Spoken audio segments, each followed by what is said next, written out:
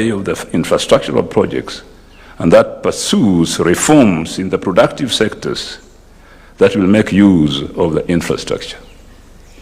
And indeed, infrastructure is I would say, the key aspect or the backbone of development. The agency will also oversee adherence to physical planning and social and economic activities that will improve the quality of life in a way that ordinary citizens can truly appreciate. It is worth repeating that such an agency will be aided in its work by the National Economic and Social Council, NESC. The constant evaluation of the implementation of the key goals, measuring of results and change in strategy as necessary must be a constant preoccupation of this policy and strategy unit. This aspiration is ambitious, but I have no doubt that it is achievable. Many countries like the People's Republic of China that are today regarded as developed were within living memory poor agrarian societies like Kenya. It is known that about 60 years ago, Singapore dispatched a delegation to Kenya to learn from our development experience. Then they went back and overtook us. South Korea, Singapore, Taiwan, Malaysia, and more recently China and Vietnam transformed themselves through deliberate policy choices, capable institutions and political commitment to transformation over several decades. Perhaps the single most important lesson to be learned from our planning experience since 1963 is the need for sustained political support for the overall national development vision, regardless of political party and across the electoral cycles. This support must be transformed into a nationally shared passion that citizens can be proud of and identified with. We must agree to make the difficult choices in resource allocation that will enable our country to realize the ambitious programs. We must be deliberate in investing in industrialization, higher productivity in agriculture, and mass employment in quality service sector jobs. I repeat, quality service sector jobs. There's some jobs in service sector which are not quality. I won't mention them, but there they are. To make that transition, we must institutionalize and honor the fundamentals that have served every successful newly industrialized country. That is, a politically stable state with an efficient civil service, the rule of law, zero tolerance for indiscipline in social life, macroeconomic stability, and a sustainable public debt. We must pursue first world infrastructure, widespread access to education and health services, jobs, and quality housing for all. Your Excellency, ladies and gentlemen, such commitments cannot lead to concrete and positive outcome without leaders in whom people believe and who, in turn, sustain confidence through performance. The UN population predicts that Kenya will have a majority urban population from the year 2050.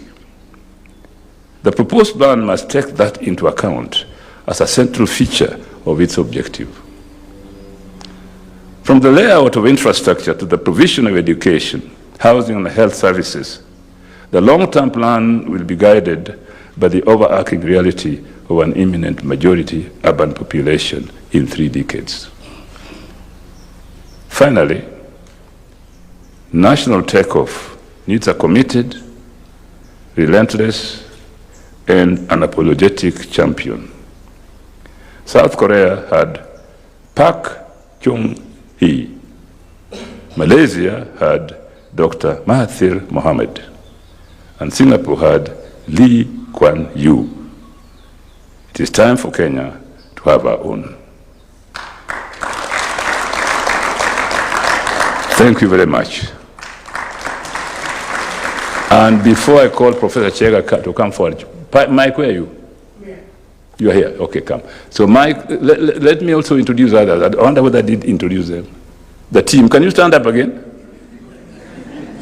You are scattered all over. Just stand up and come over. My team, please, don't be shy. They are here. I don't know why they're sitting down. They're all here. Come, please. So that people see you. And Mike will speak on behalf of the team. Mike, can you introduce yourself? Yeah, just introduction. Professor Michael Chege, part of this team, currently part-timer, University of Nairobi, where I've taught most of my life. I've taught outside the country. Was an advisor, Treasury, Vision 2030 from 2003 to 2013. And I'm very pleased to be here, Your Excellency, as you know, in this task.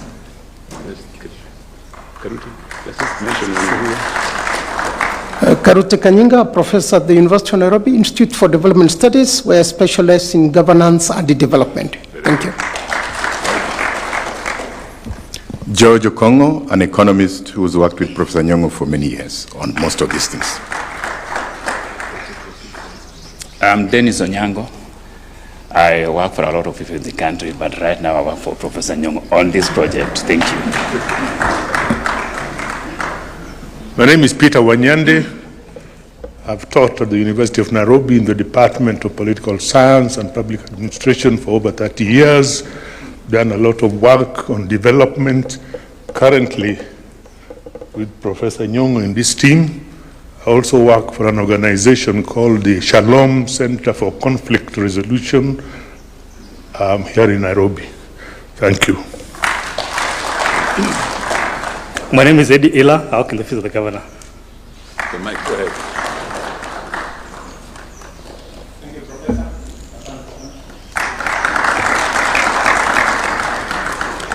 Your Excellency, Mr. President, Deputy President, Cabinet, ladies and gentlemen, I don't want to bore you with repeating what's already been said and what you already know, except to say that it's a great honor for me to have been associated with my colleague of many years, Professor Peter Nyong'o, in the preparation of the document which was requested by His Excellency the President to provide us with a roadmap towards developing a development plan on a long-term basis that will guide our country after the expiration of the initiative that we undertook, kind of Kenya Vision 2030.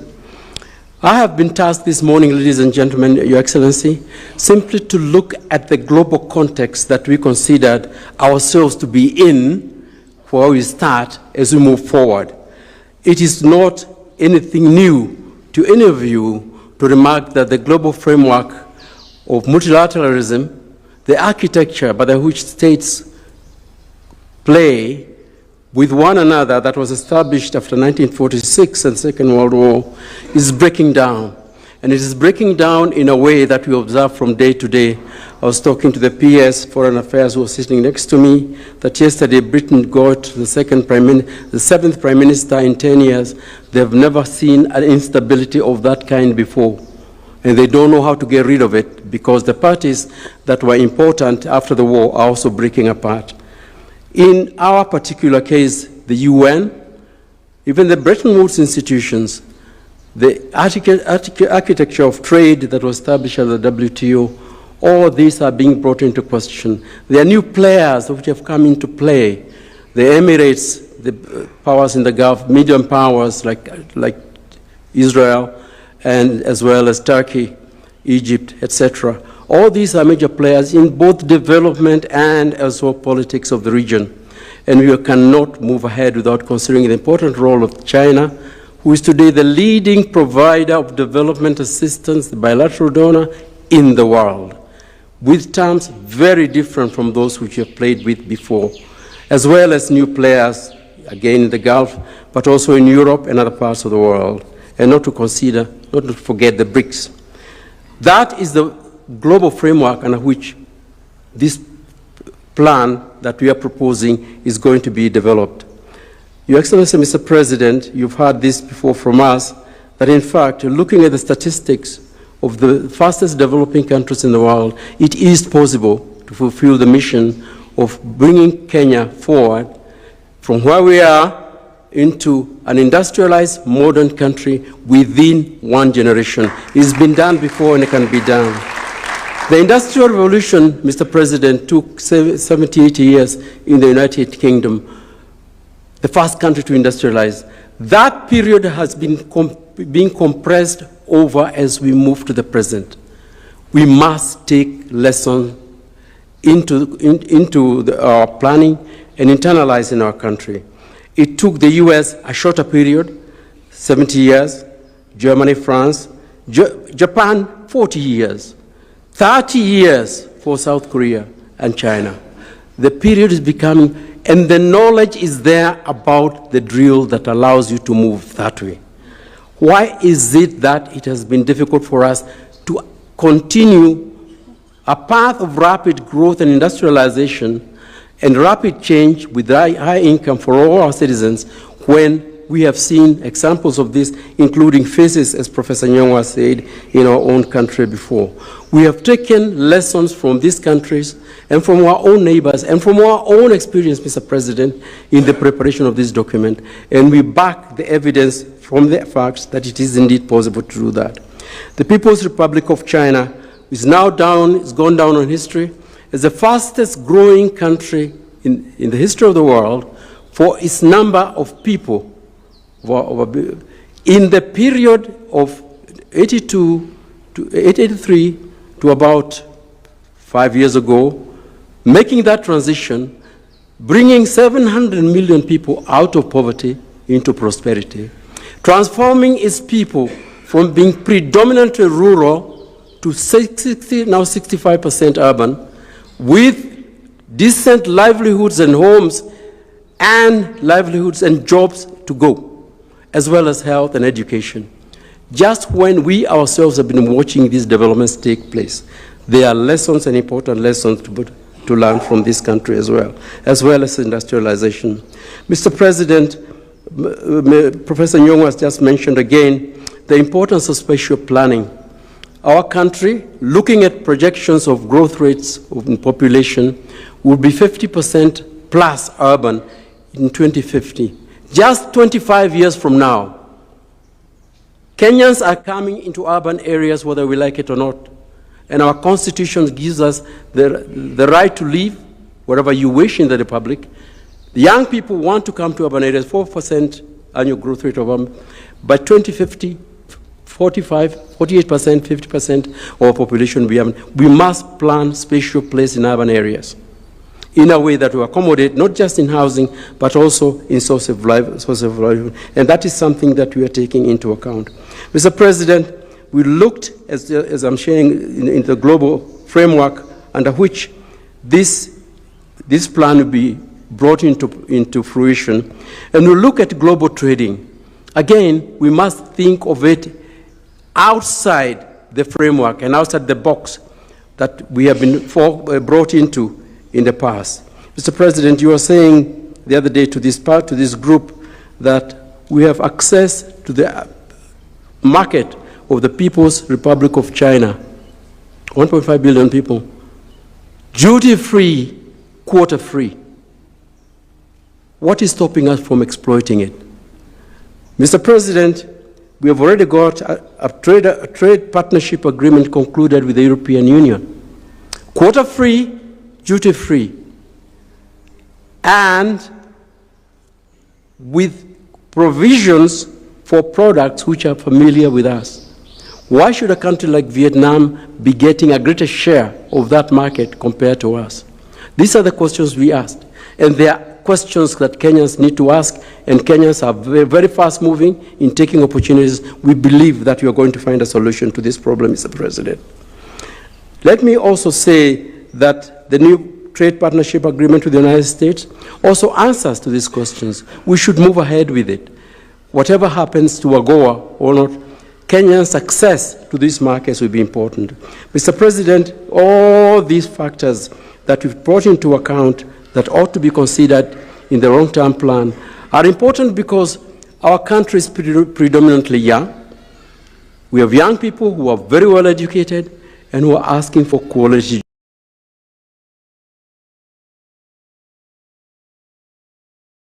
jobs. A combination of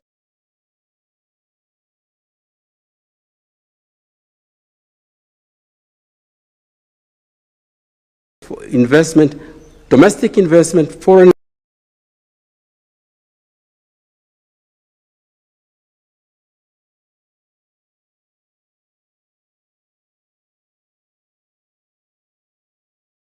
that's happening in the region that Kenyans feel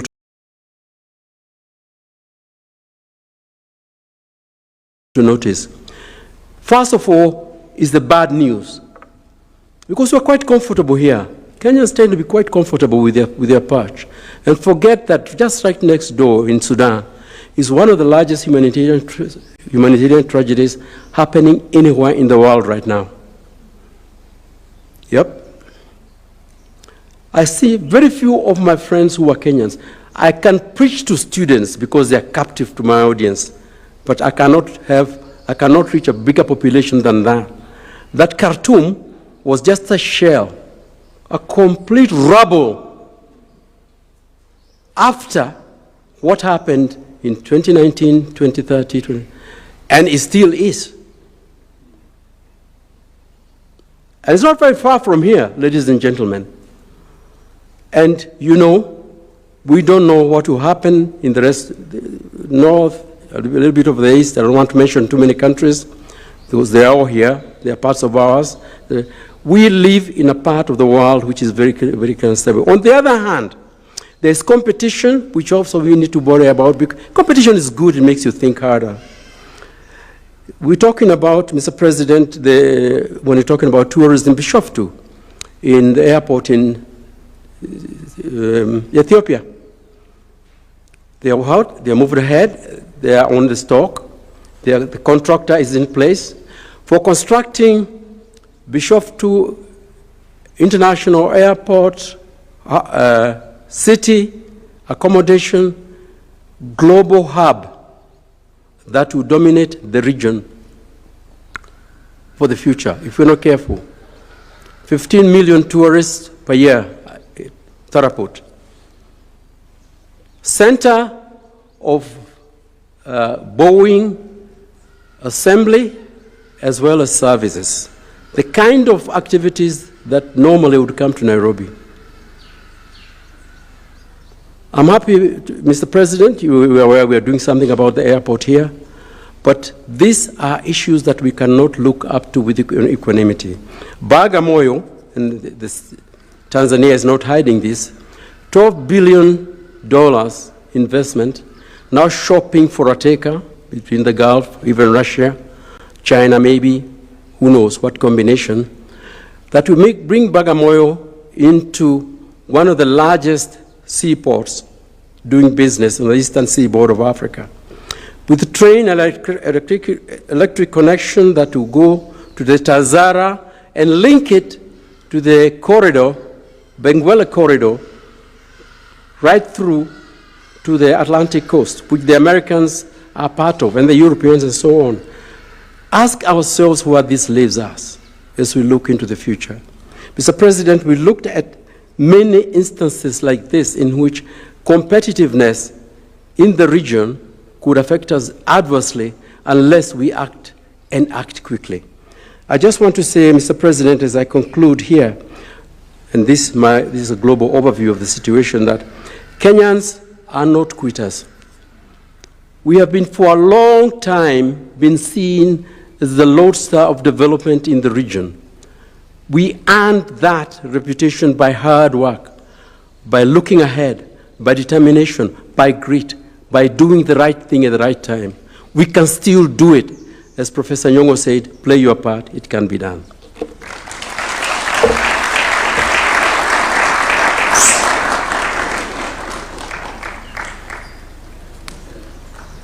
Another round of applause for Professor Michael Chege.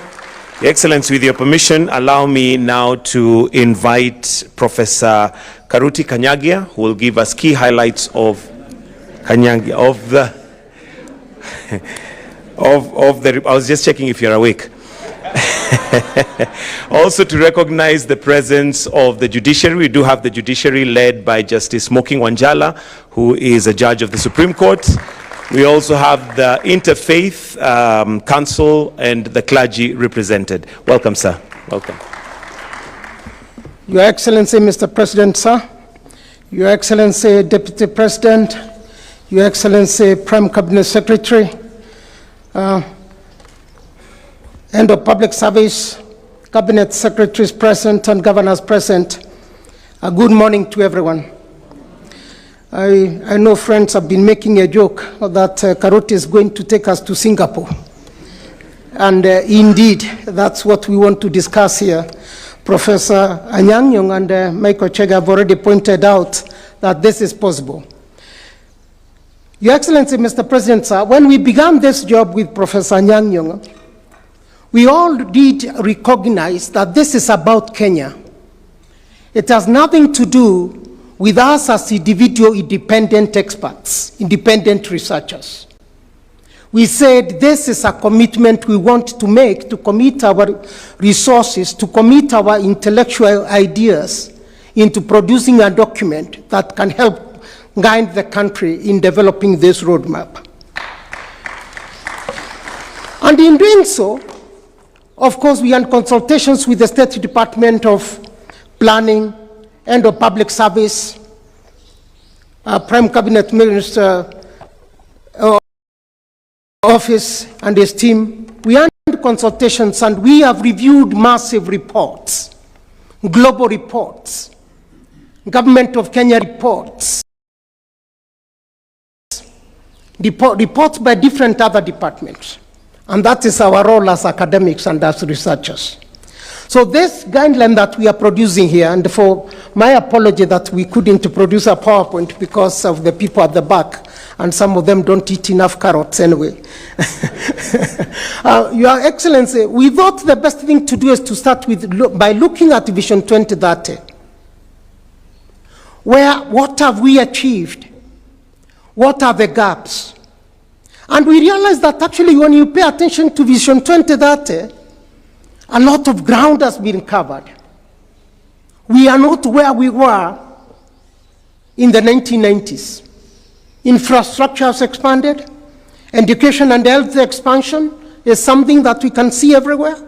And of course, Kenya is leading in terms of digital revolution. There is no one in the world today studying or teaching finance inclusion in any university who does not cite Kenya and M-Pesa.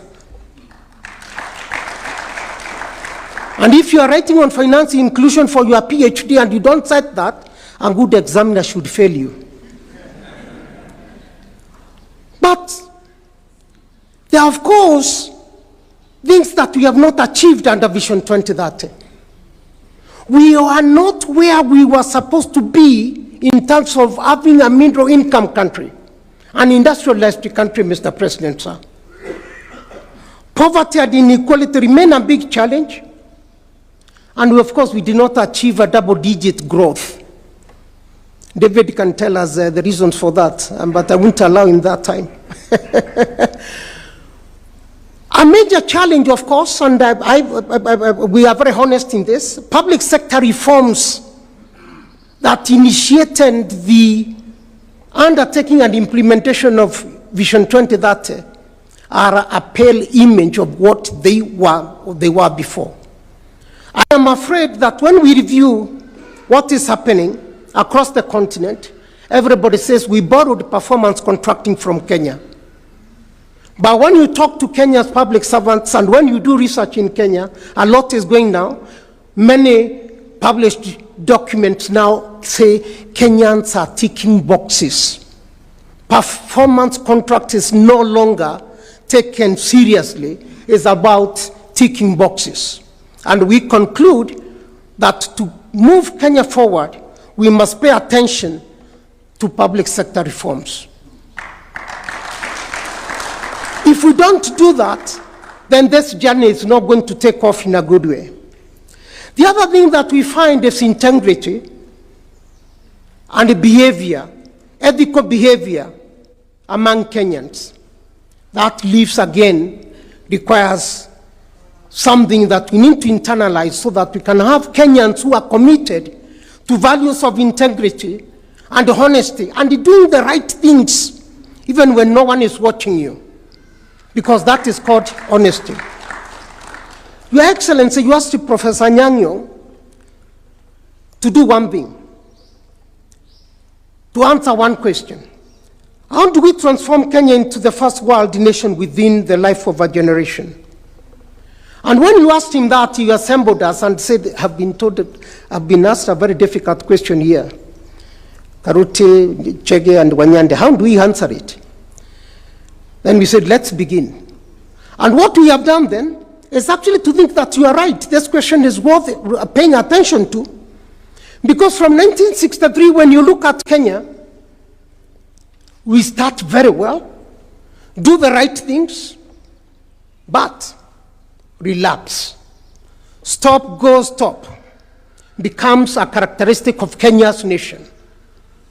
When you look at Southeast Asia, as Professor Nyang'o said, almost everyone was coming to look at what is happening in Kenya and saying, this is what we want to do.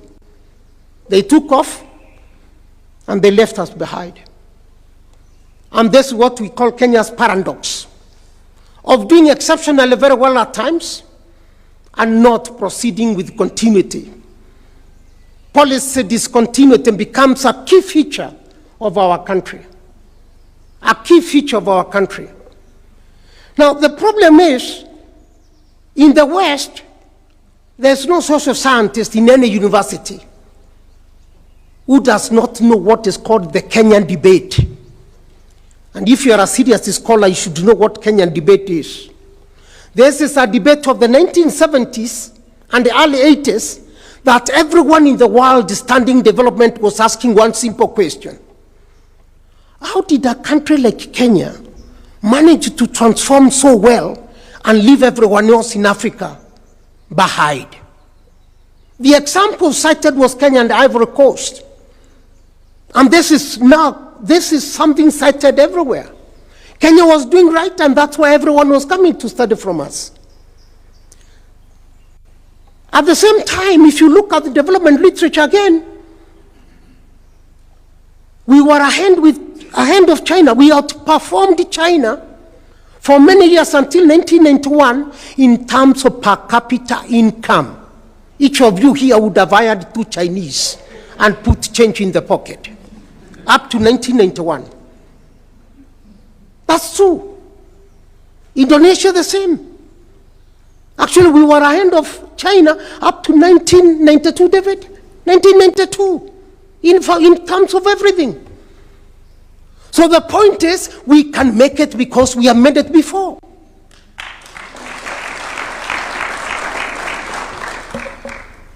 But why is it that we have not made it? Your Excellency, Prime Cabinet Secretary, my friend, there are several reasons we have identified as independent scholars again. And forgive me because some of these realities may be harsh. One, everybody in the world, those who study development studies, acknowledge that Kenya's civil service was the best in the continent. And today, look at World Bank statistics. They say that Kenya's human capital is the best, and in fact, we outcompete everyone. That's why there is business or processing offices being set up on the continent. Language alone. And by the way, my students also write now PhDs for others for a fee. Right? Acknowledged widely. It's covered everywhere that Kenyan students write for those in Europe, America, Australia, for their PhDs, recognizing that we have got a very good human capital index here. But our civil service, again, as I said, when you look at studies that are coming out, there is the scaling that seems not to be at par with what we had in civil service many years back. We need to start reflecting on that. When did we go wrong and what did we need to re-engineer our civil service and our bureaucracy?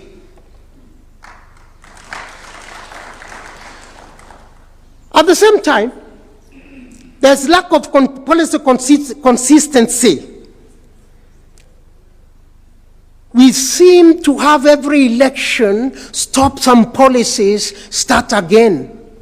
Some governors, Your Excellency, even abandon projects by other governors in order to start their own. This becomes common everywhere in the country. And it's public resources that are being used for the same purpose. This is being done even when there is counter-integrated development plans, CIDPs, and 10-year annual plans. Kenya is a country of paradox. And we say in our report that we are a country of false starts, many false starts. From independence, we've been doing well, we stop. Then we start again doing exceptionally very well, we stop. And everybody comes to copy Kenya. Every time copying Kenya, and they leave us. Rwanda has copied everything, including our transport, Mr. President, sir. Including how we started organizing borders. But they take and engineer it and move forward. That's the problem we have.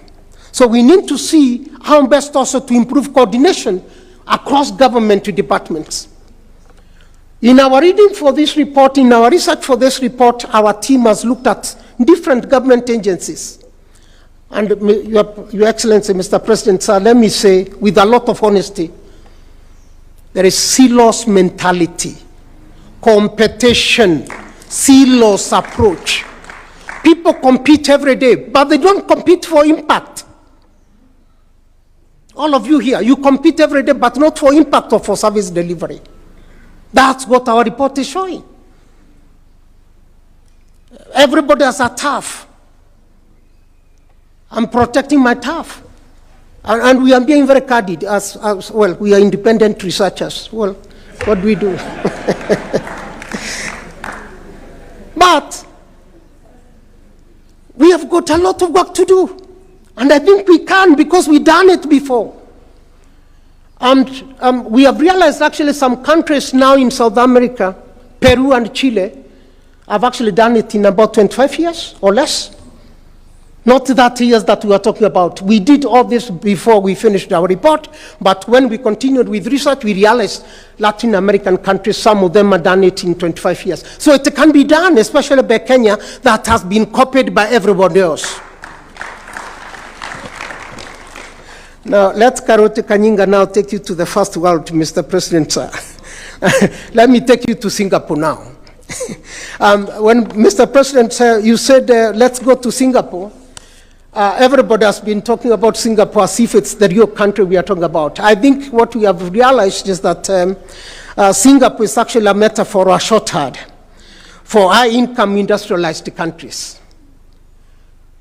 And we have realized that actually those countries have a number of factors that are very common among them, and this is what we should aim for. One is world-class education, skills, and innovation. And Kenya was there. That's why everybody looks at our human capital index and says, I would like to hire Kenyans. By the way, even xenophobia in South Africa is not touching Kenyan professionals. You touch them, some industries in South Africa will collapse. You touch some business sector in East Africa, some countries which are not named in East Africa will not move because Kenyan professionals are managing them. The second thing is high incomes, human capital index, and high quality of life. Life expectancy in these countries is very high. It's over 70 in Southeast Asia, 84 in Singapore, 84 in Europe and several other countries. But in Kenya, here is 64. I can see some friends who are above 64, so you are lucky. Right? They are also characterized by functional service delivery. Services are provided in a very functional manner. You cannot complain about services because the public servants serve the public. They don't compete. They compete actually to serve. And integrity is a common feature. Professionalism is very high. Rule of law. Countries governed by law, where you know very well that this is predictable if I do a mistake. And by the way, we were there in the 70s. Those who came to Nairobi in the 70s, remember that very period. A clean country, a country being one of the best in the region. And the poverty, of course, is eradicated. But most important, revenue is generated in a very transparent manner, and the citizens do not fail to pay taxes because they know that if they do so, their services will not be provided. When I was studying for my PhD in Denmark, there's an old lady who took the local municipality to court for not collecting tax from her. Because she said the pothole she's found on the road was the result of these people who have not collected my tax for 2 months.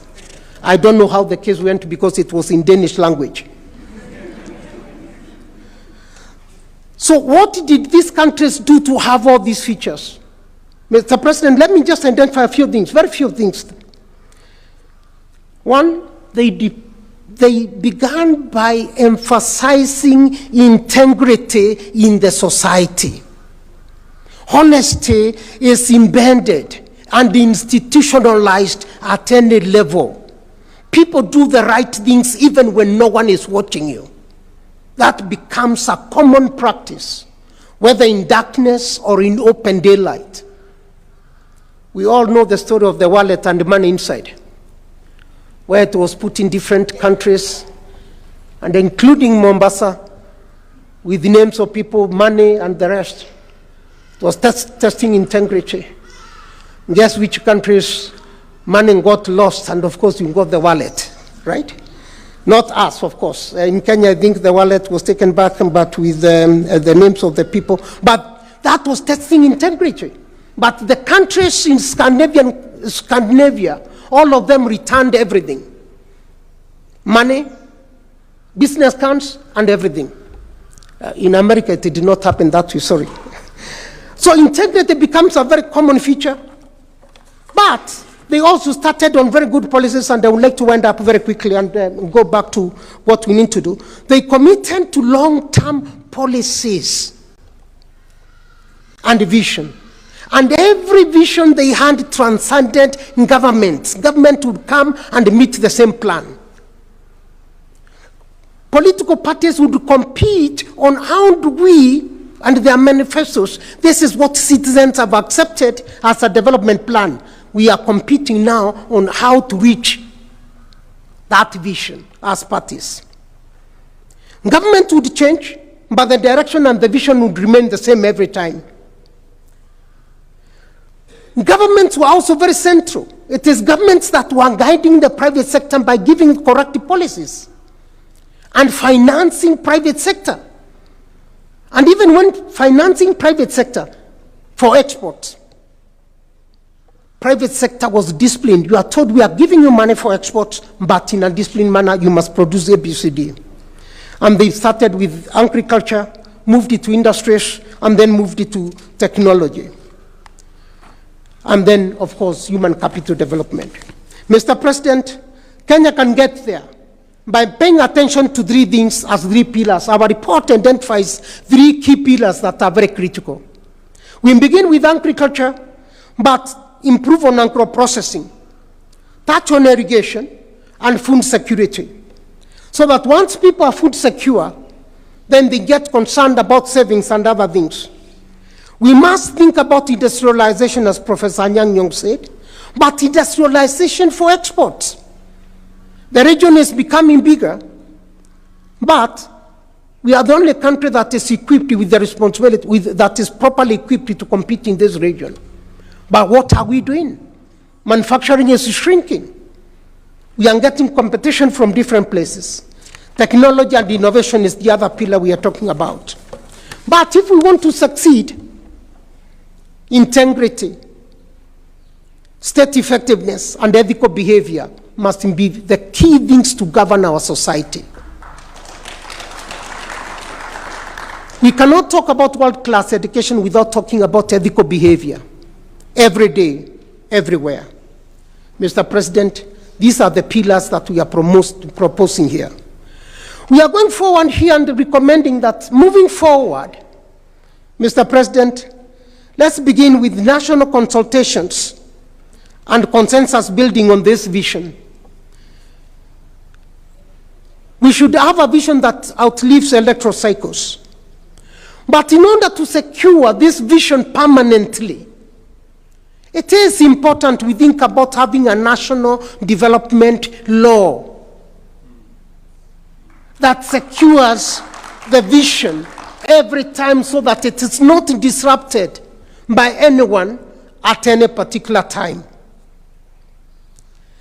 This long-term vision will always be our destination, and then whatever we do in between will be focusing on that destination. Mr. President, there is need to think about establishing the National Economic, Social and Social Council as the apex institution with an appointed person, appointed by His Excellency the President, to be advising and guiding on how to achieve this destination on regular basis. But we must strengthen coordination, and the silos mentality should come to an end. And after doing that, Your Excellency, then State Department of Planning and other agencies can start preparing sectoral transformation strategies. But we begin with national ownership, participation, and consultations across the country and with different sectors so that we carry the country as one. Thank you very much, Your Excellency. Thank you very much, everyone. Thank you very much, Professor Kanyinga, for that wonderful presentation. Your Excellency, we'll now hear reflections from different areas, starting with Francis Atwoli, who will represent Labour, followed by Jeswinda Jasbedi, who will represent Industry, and Betty Maina for Professional Bodies. A clap for Francis Atwoli. Karibu. Thank you very much, Your Excellency. You have been listening to teachers. And teachers, that is how they teach, and that is how they put up their cases for the purposes also of getting some exams out of what they have said. Indeed, it is true. I listened to Professor Chege very carefully. I think amongst Kenyan workers, I happen to have been to every city in the world. Some have seen them developing. Indeed, it is true that we were ahead of China. The first Chinese to see a lift, that was in 1963 when the ambassador was presenting his papers in the old Jogo House to our founding father, President Mzee Jomo Kenyatta. So when the Chinese saw the lift here in Kenya, in Nairobi, it's historical. And where sometimes I disagree with the professors is that when you want to develop, you must have wide consensus, consult. If you do that here, you will be bogged down. Today, Your Excellency, see the game changer in affordable housing. When you are flying to Kisumu, you will see this is not the Kisumu we used to know. And I want to thank Professor Nyang' Nyong'o.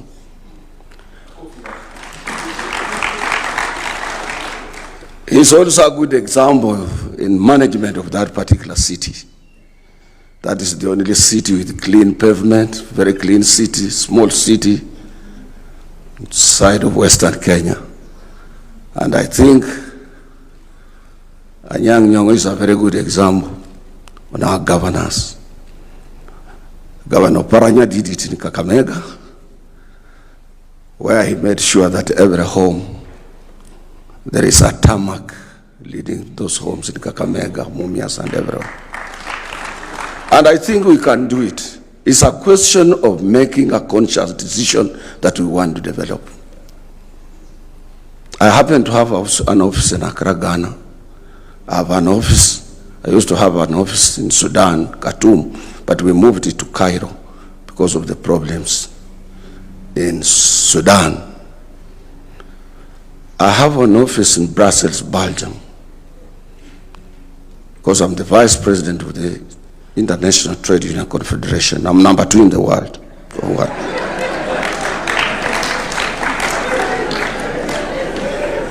I have an office in New Delhi because I coordinate Asia and Africa at international level in the world of work. I have 2 offices in Geneva because I'm the president of Global Industrial Oversight on issues related to industrial relations. China, Asia started like a joke. That was Japan. They moved to South Korea. South Korea got its independence in 1957 together with Ghana. See where South Korea is and where Ghana is. And sometimes, Your Excellency, people have opposed to this. But there must be something wrong, and I want the researchers to carry it out by themselves. Maybe the DNA associated with us on this continent is a DNA pegged to poverty. Because an African would like to, if you say no, I would ask you, Professor, to show me your own personal monthly budget. An African operates without a budget. Or any plan at all. I'm saying so because if you are serious, we have our seat. Let us start with ourselves. Do you know Kenya in this region is a satellite of economic activities in this region? You know, Kenya has able manpower in both in terms of any area of management, be it hospitality, name it, manufacturing, engineering, and so on. But do you know our city has no organized public transport? What's the problem? Our city has no properly organized transport. And I can tell you here, we can mend billions in this country.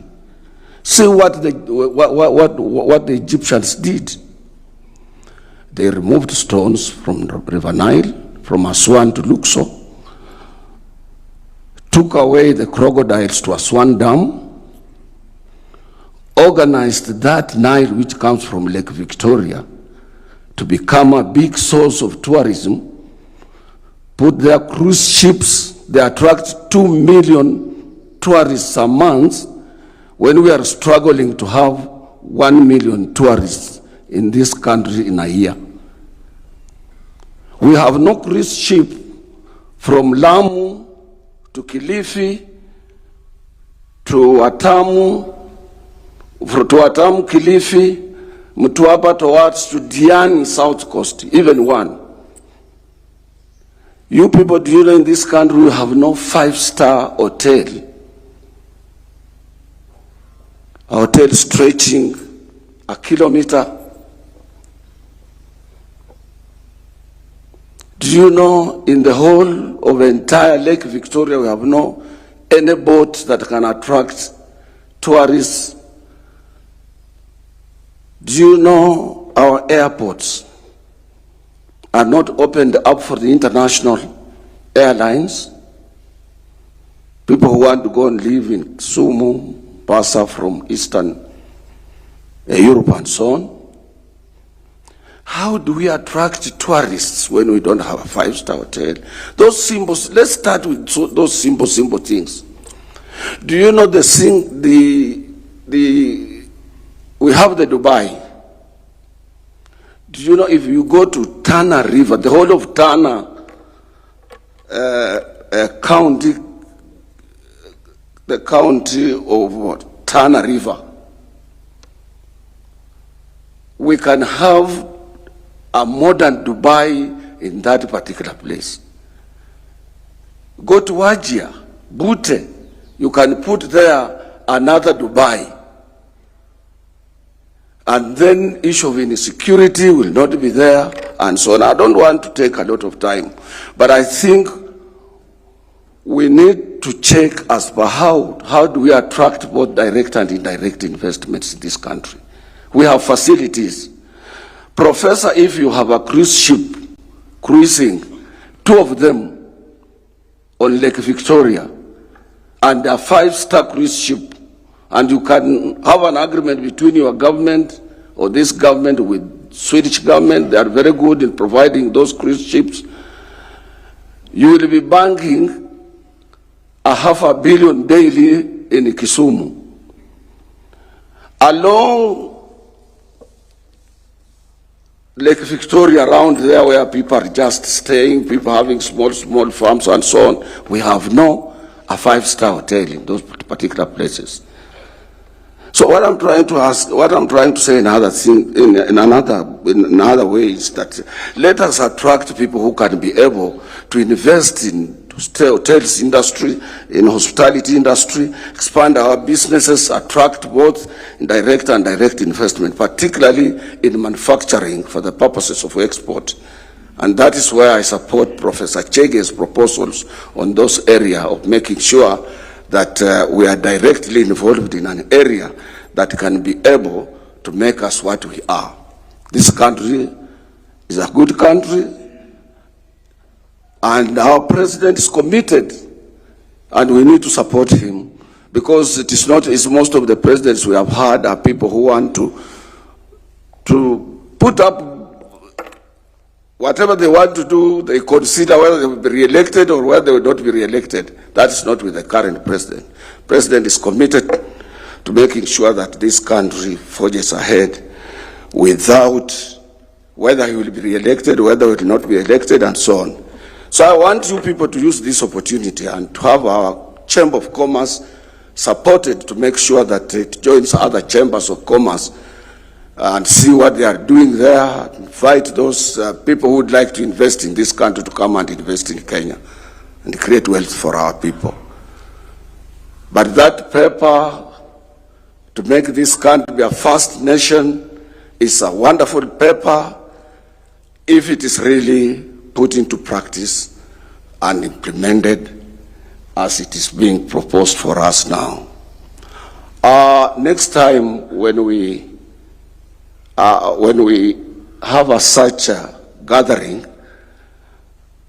I think we should be reporting on where we want to go and where we are coming from. We have taken a lot of time in this country politicking. We have taken a lot of, and I don't want to go and sit down there before I remind you people that those people who are willing to develop, let them be given support. I have seen what our brothers from Somali community have done in South Sea, in Italy. This has changed the face of that particular place. And this is because of honesty and integrity that they practice amongst themselves. So, Mr. President, I would urge you to continue supporting particularly this area that is clear to us that if we are committed to develop this country, we can be able to commit to develop this country, expand our opportunities, and create more employment for our young men and women.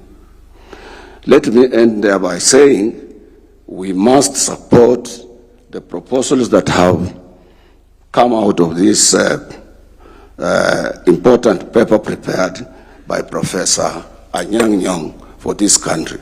But let us start by making sure that those small things that we are lacking are done.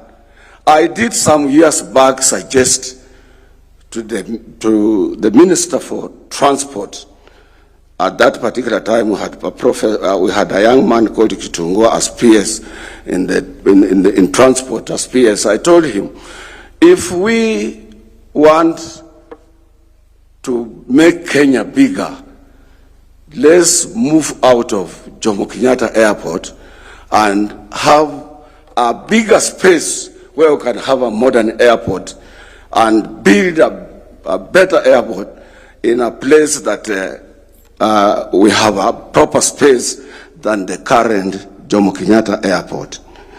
Because if you look, those countries that have developed, they have a bigger airport that can accommodate more space and attract more airlines than what we are having currently right now. So, Your Excellency, the President, I urge us to continue having this subject, knowing very well that we have not so far done very well as expected. I want to end there by thanking Professor Anyang' Nyong'o's team and ask them to continue making sure that we move forward. Thank you, Your Excellency. Just Bedi, on behalf of the industry. Let's welcome him with a warm clap, please. Karibu.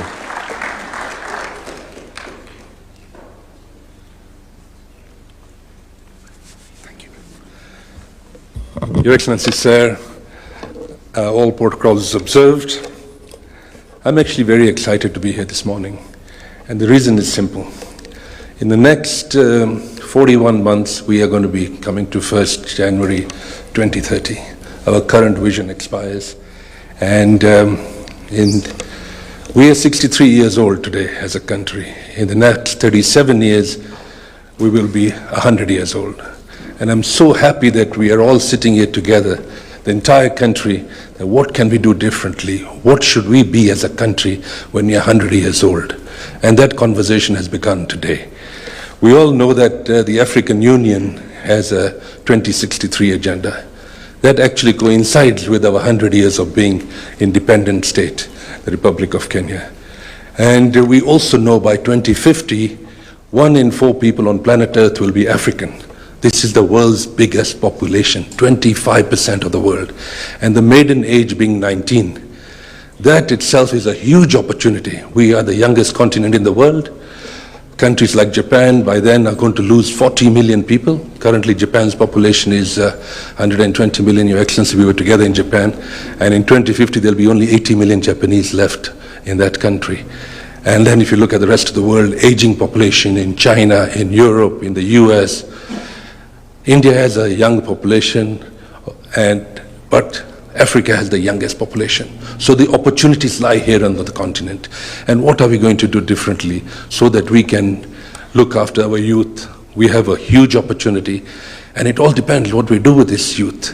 They'll either become the world's biggest productive society, and I think that's the discussion we're having today.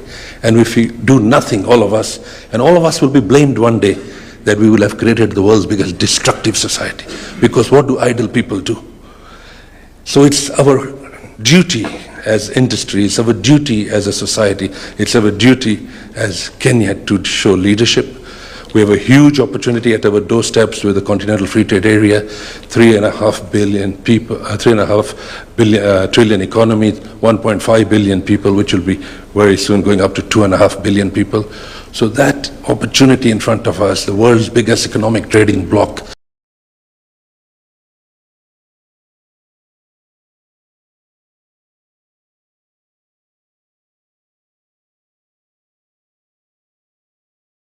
where do we want to take this country?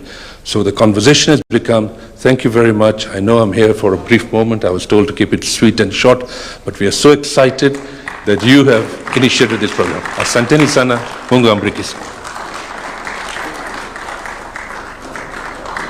Let's now welcome Betty Maina on behalf of the professionals and professional bodies represented. Welcome.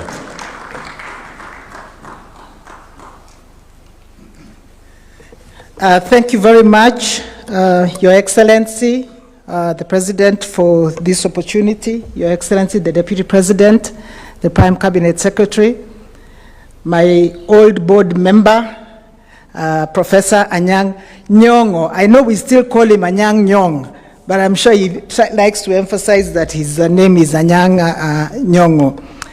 It's a beautiful thing to be sitting here and amongst all of you. My name, Betty Minor.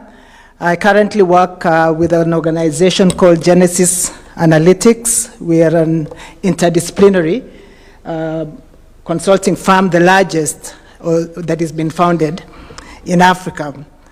But as David told the story of policy think tanking in Kenya, I was part and parcel of that journey from the Institute of Economic Affairs, which I took over from Wachira after David, and from my time within the Kenya Association of Manufacturers. So we've been part of this conversation together.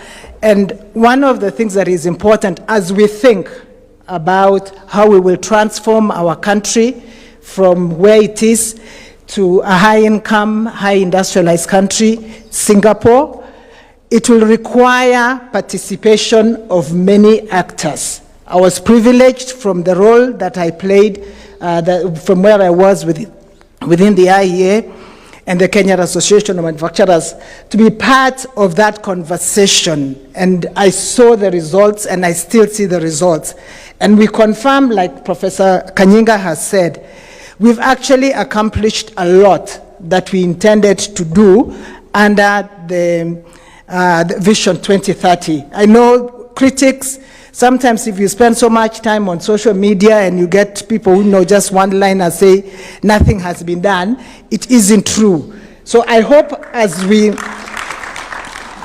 get to 2030 that we'll actually have an honest accounting and give that report.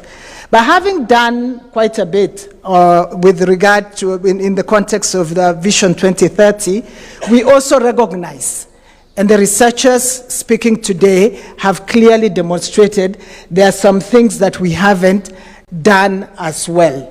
So Your Excellency, as we now look at whether it's Kenya at 100 or another 30 years or whatever time frame we shall adopt, going forward, I think one of the things we must learn is that we must do the things that we didn't do as well.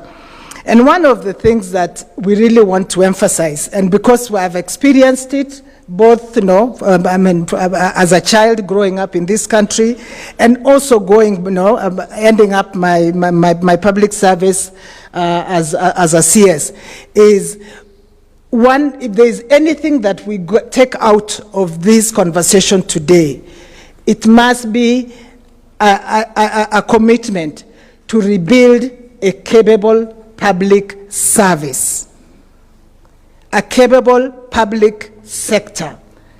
The public sector that we experience as children, it wasn't actually the public sector that I served with or found. And when I mean capable public sector, it is in the quality of our public servants.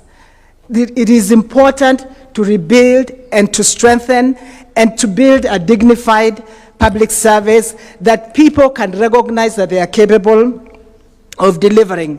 Because the responsibility of midwifing a national vision like this, which we must own, must also be demonstrated and delivered by a capable public service. I have seen, I'm aware of some of the reforms that are being undertaken, but that freeze, I don't know whether you have opened it up, but I remember as CS, one of the challenges we faced was just being told there is a freeze on employment. And there was always a freeze. Is this still a freeze on employment, CS? Now, the people that I worked with as CS, when I called them back, they all told me we have retired. So when the competent, experienced public servants retire, who replaces them? And if we are not hiring, who will deliver this vision? It's not going to come by abracadabra. So if there's anything we challenge ourselves, it really is in building a competent public sector. Secondly, and I'd like to, it's been emphasized, and I don't know how we shall deliver it, but we need an institution. I know we've given examples of the Emirates, we've given an example of Singapore, we've given an example of Malaysia, China, all those. Those are countries that safeguarded the delivery of the vision over several political circles. Now, what are we going to do to answer that question? Vision 2030 was overseen by the National Economic and Social Council. We don't have a similar body. But even if it was a NESC, is it a NESC for 5 years, for 3 years, for 14 years, or 15 years?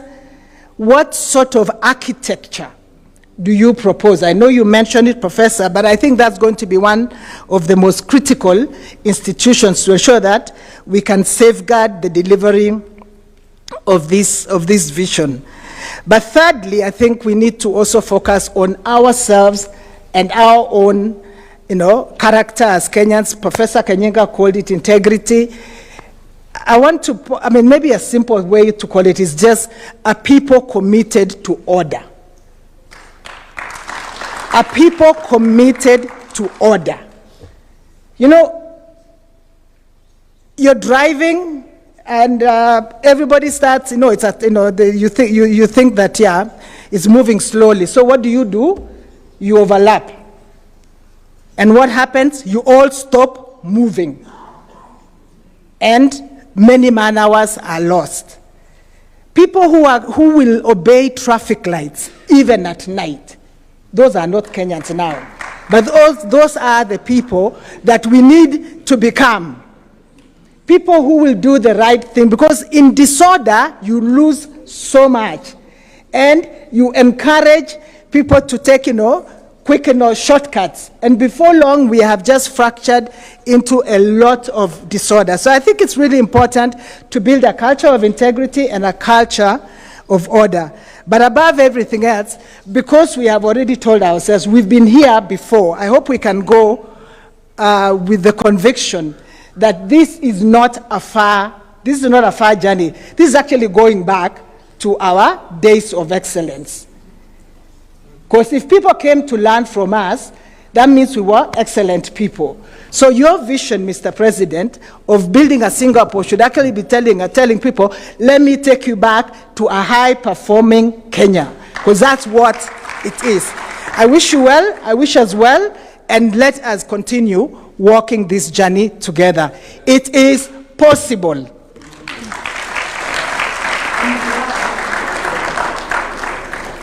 Thank you, Madam Betty Maina, and what she is saying is, yes, we can. Your Excellency, at this point, allow me to invite Professor Anyang' Nyong'o and his team to present the report to His Excellency the President. If the team can kindly come and make the presentation to His Excellency of the report. And we'll have 2 photo opportunities, the first one with His Excellency the President, and after that I'll invite His Excellency the Deputy President together with the Prime Cabinet Secretary to then receive the report also. Hello, Professor, how are you? Here you go. So you present it to His Excellency. You can stand. Hello, how are you? Very good.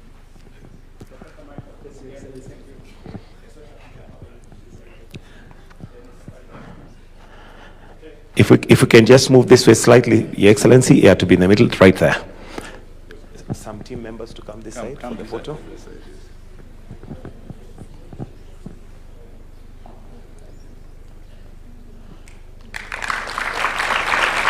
If I can request, we just have a straight line. It's bent. If we can just have a straight line, that's it. That's it. Then, may I invite His Excellency the Deputy President and the Prime Cabinet Secretary also to receive.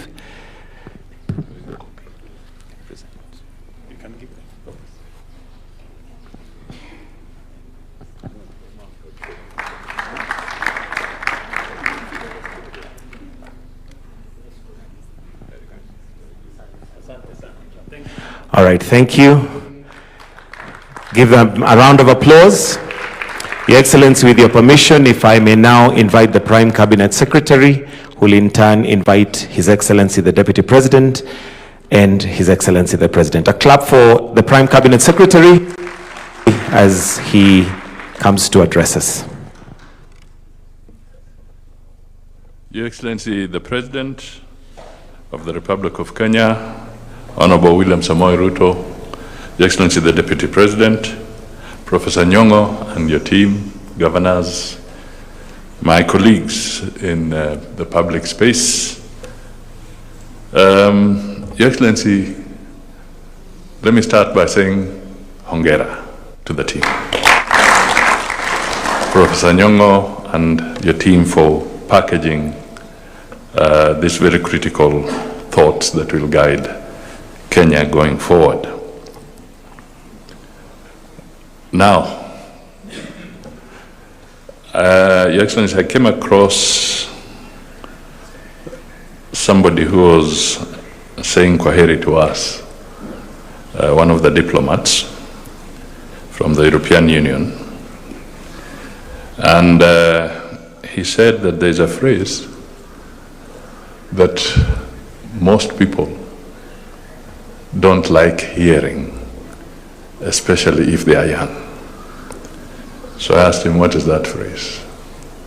And he said, you remember the phrase, just be patient.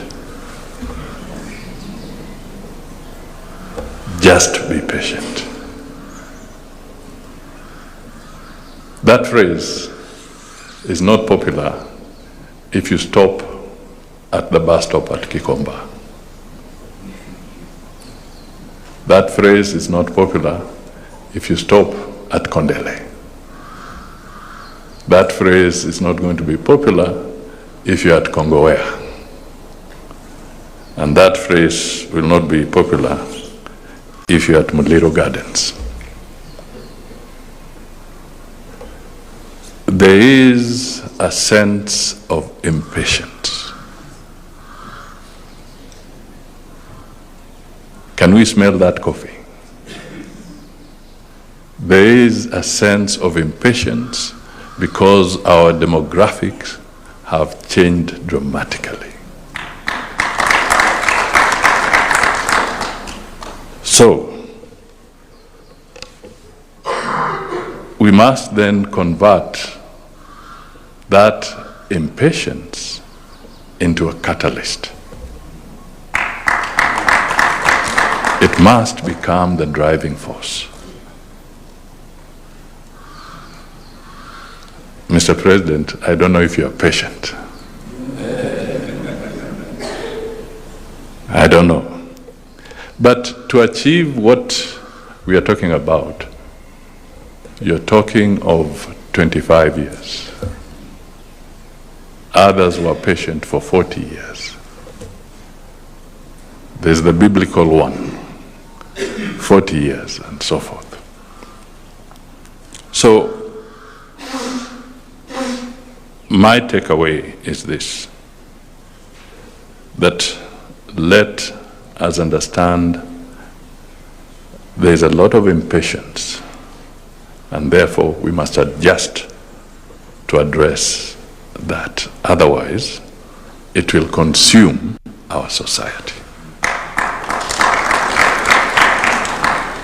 The second issue that I would just want to take away is that we all must be aligned. We must move together. If you are a fan of Liverpool Football Club, you must never walk alone. We must walk together to make sure that we carry everybody. We must reduce the lead time in the policy formulation to the point of implementation.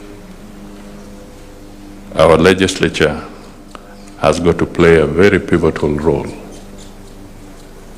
in helping anchor these good policies into law. Time is of essence. Finally, Your Excellency, it takes courage and determination what you are pushing through today, and I've chosen that word deliberately, pushing through, because Wakenya ni wagumu. The affordable housing agenda, rehabilitating the river in Nairobi, pushing to have the development that goes in. If we don't have a way of managing even the framework of public participation, and Parliament, I'm coming back to you to help us. There's a law pending. Please help us reduce this extremely elongated process of public participation. I'm not saying dispense of it, but surely we cannot be going through public participation on a policy for 3 to 4 years and expect to get to Singapore.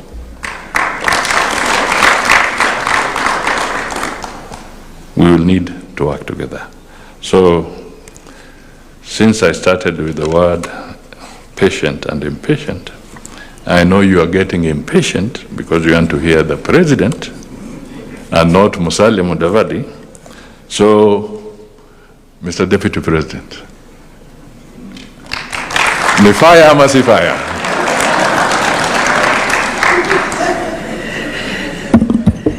Thank you, my brother Musalia, our Prime Cabinet Secretary. Your Excellency, sir, I have listened carefully to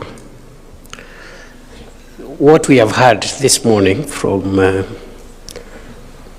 the team led by Professor Nyang'nyong'o.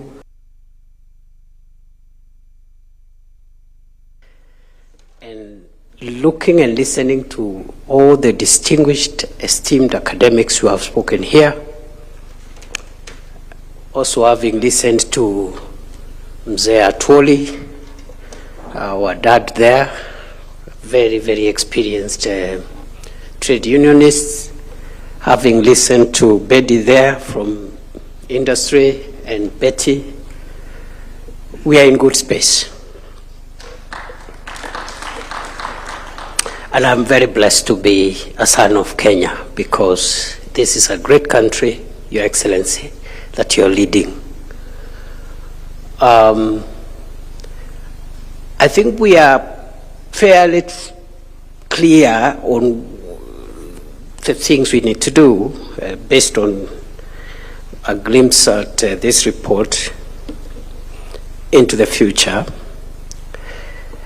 What we need to do about the primary sector, which is our land that God gave us, with its potential for agriculture and the mineral wealth, which is a primary sector. And no country is very difficult. This is something that perhaps when we do the public participation that we have said we will do, be shorter, take a shorter time.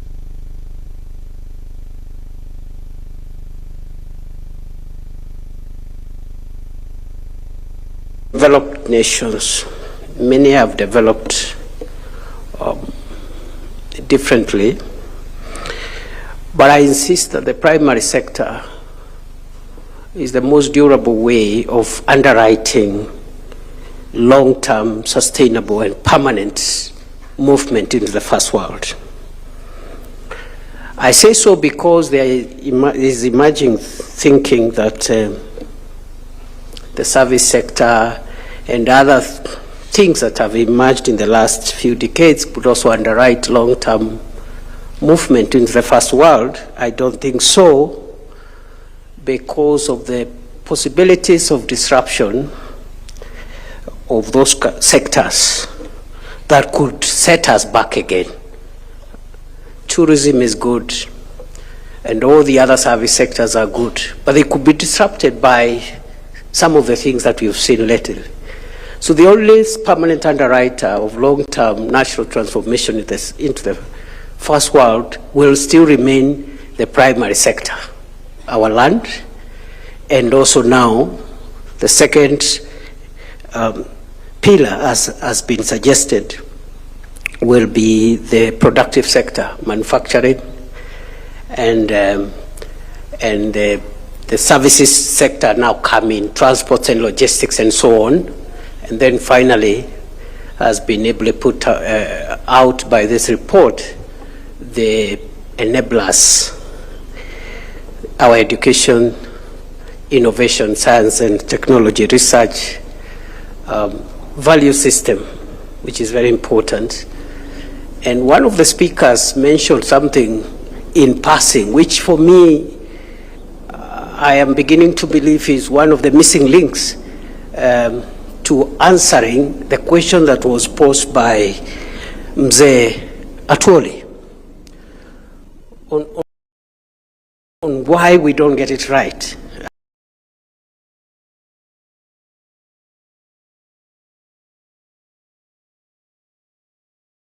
As Africans, as black people, and that is confidence.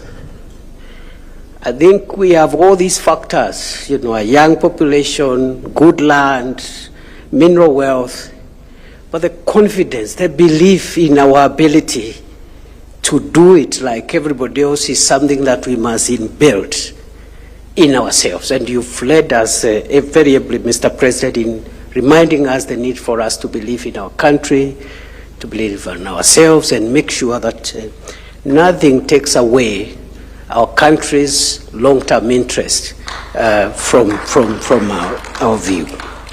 So, Your Excellency, today is not my day.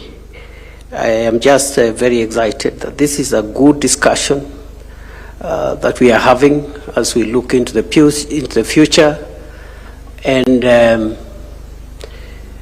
Professor Nyong'o and the other distinguished members of his team, and I hope in going forward we'll have women members into this thinking, and our young people as well, so that we discuss the future together as you lead us and you guide us in how we move now that we have a starting point from our good brother Prof and the team.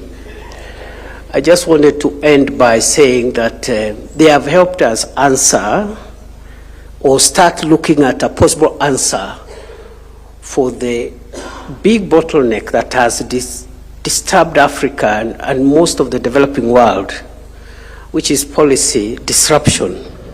Professor Kanyinga spoke about policy disruption. That is the biggest threat to the developing world, where every administration wants to come and do what they think is okay. And I've been asking myself, how do we incubate, how do we insulate the vision for Kenya from this administration, the next administration, and the other administration? And they have told us we must start anchoring the vision for Kenya in law. And once it's anchored in law, we are not saying it cannot be adjusted, because again, it could be adjusted, but it must be difficult to adjust it. So you'll have to go to Parliament and try and amend, you know, that law, and that incubates at least this process in a big way from disruption. So I think that's a starting point of handling policy disruption. And I hope, Your Excellency, as you lead us into moving this discussion forward, maybe you may consider to also have political parties being part of this discussion, so that nobody feels left behind. And when I say political parties, it means anybody, even if it's an opposition political party and you want to build into the thinking around this national vision, I think they should be welcomed from as early as possible, because this is not about your administration. It is not about a particular political party. And political parties, being institutions of our governance, should be invited from very early, if those that want to participate, so that we depoliticize this matter. Mr. President, I have spoken for too long, which is unlike me, because the moment was a bit special. Welcome and speak to us.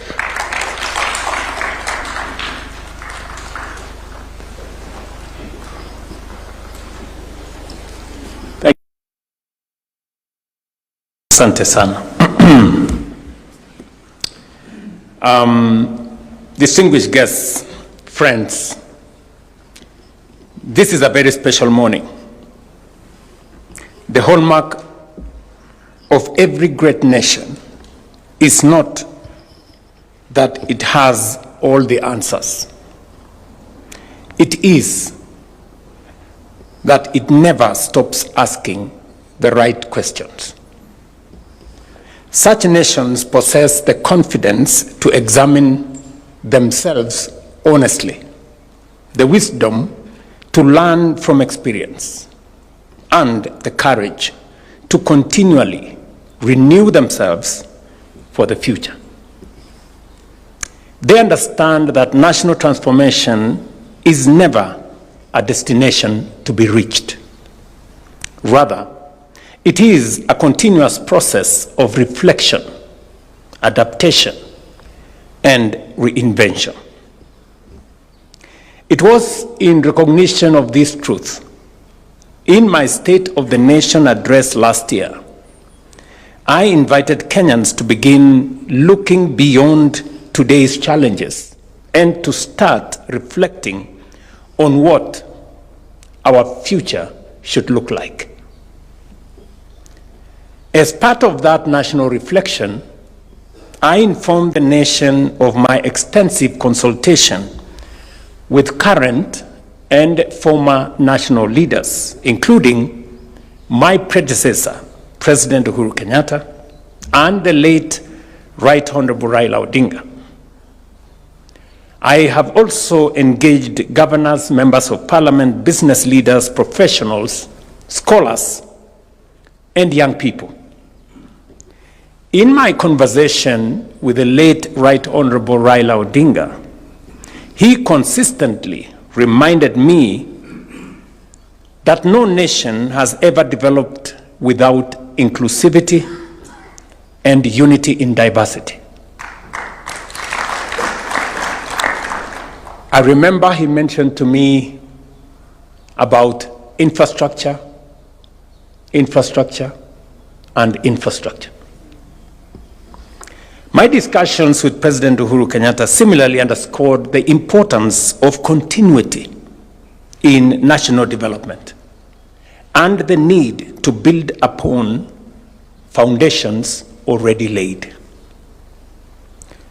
Together with many other engagements, those reflections reinforced a simple but profound lesson. Every nation that has transformed itself first imagined a future greater than its present, and then pursued that future with discipline, consistency, and patience. In that same State of the Nation address, I informed Kenyans that having restored stability, rebuilt confidence, strengthened our economy, and laid the foundation for sustained inclusive growth under the bottom-up economic transformation agenda, we were now ready to take Kenya to the next level. I therefore outlined our roadmap for the next phase of our country's transformation, including the establishment of two enduring national institutions: the National Infrastructure Fund, to finance the infrastructure that will underpin our future competitiveness, and the Sovereign Wealth Fund, to preserve and invest our national wealth for the benefit of the future generations. I am pleased that since then, we have moved from commitment to implementation. The National Infrastructure Fund has now been established in law, its board appointed, and the institution's secretariat is underway. The Sovereign Wealth Fund has likewise been established in law and will now be operationalized, completing another important milestone in building the institutions that will support Kenya's long-term development. These institutions form part of a broader strategy that is already guiding Kenya's long-term transformation into a competitive first world country. But institutions alone do not build great nations. They must also be guided by great ideas. Following extensive consultations with many stakeholders, particularly with the former Prime Minister, and as part of our broader national reflection, I invited Professor Hiroyuki Hino, Professor Anyang' Nyong'o, and their distinguished colleagues to undertake an exercise in scholarship and strategic thinking on Kenya's future beyond Vision 2030. Today, we receive the outcome of that important assignment. On behalf of the government and the people of Kenya, and on my own behalf, I sincerely thank Professor Hino, who is not here with us. He was meant to be here, but due to flight complications, he was not able to come. But I'm told he will be joining us in due course. Thank Professor Anyang' Nyong'o, Professor Michael Chege, Professor Karuti Kanyinga, Professor Peter Wanyande, and every contributor for this remarkable act of scholarship and patriotism. Asanteni sana. It is true that when I discuss this matter with colleagues and the senior leaders in our country, we said let's start somewhere. And I did ask Professor Hino, Professor Michael, and Professor Peter Anyang' Nyong'o here to give us some ideas. And they developed a team with which they worked with, and we are very happy that we now have a report. This proposal is a thoughtful and valuable contribution to an important national conversation. Its value lies not in providing every answer, not even in the composition of the team, but in asking important questions, challenging our assumptions, broadening our thinking, and enriching our reflection on the choices that will shape Kenya's future. All these efforts are driven by one larger reality. For nearly 2 decades, Vision 2030 has provided our nation with a shared sense of direction. It has guided reforms, inspired investment, and shaped Kenya's development journey. But every nation and every national vision eventually reaches its sunset. As Vision 2030 approaches its conclusion, the responsibility now falls upon our generation to imagine what comes next. I have just had an opportunity to glance through this report. While I have much more to study and reflect upon, I am encouraged that many of the issues it raises speak to the strategic direction we have already begun pursuing. Far from beginning from scratch, the report builds upon foundations already being laid while offering thoughtful perspectives that can enrich Kenya's long-term transformation. These are ideas that deserve careful study, thoughtful reflection, and broad national engagement. Ladies and gentlemen, development cannot be a project of one administration, nor should every election require us to abandon one national vision and begin another. Professor has told us nations don't develop by accident. It has to be intentional, deliberate, planned. Nations that achieve lasting prosperity succeed because they sustain a common purpose across decades, even as administrations change. Kenya must cultivate that same discipline. We must think beyond electoral cycles, sustain what works, improve what can be made better, and build a national consensus around our long-term aspirations.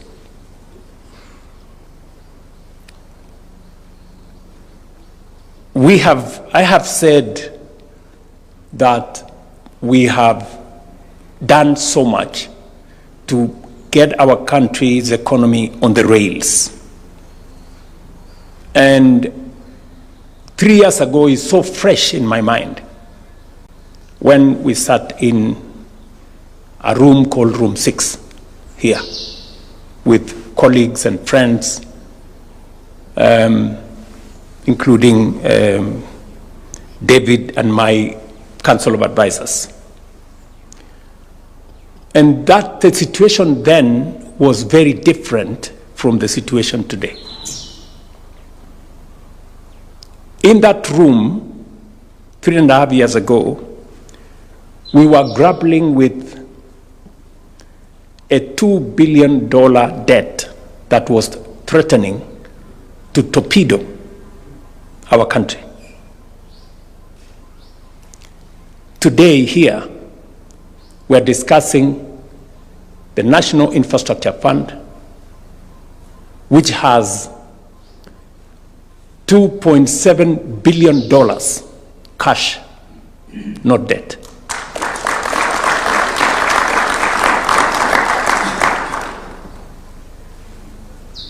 That, in my opinion, is significant.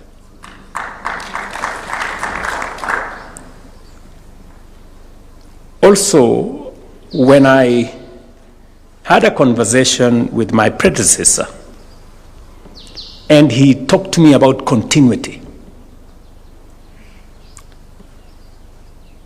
I remember when we prepared the Kenya Kwanza manifesto, and I am very proud about the manifesto that we wrote. Sometimes I ask myself how we managed to write such a manifesto. And I want to thank my predecessor, President Uhuru Kenyatta. He gave me leave of absence for like 2 years.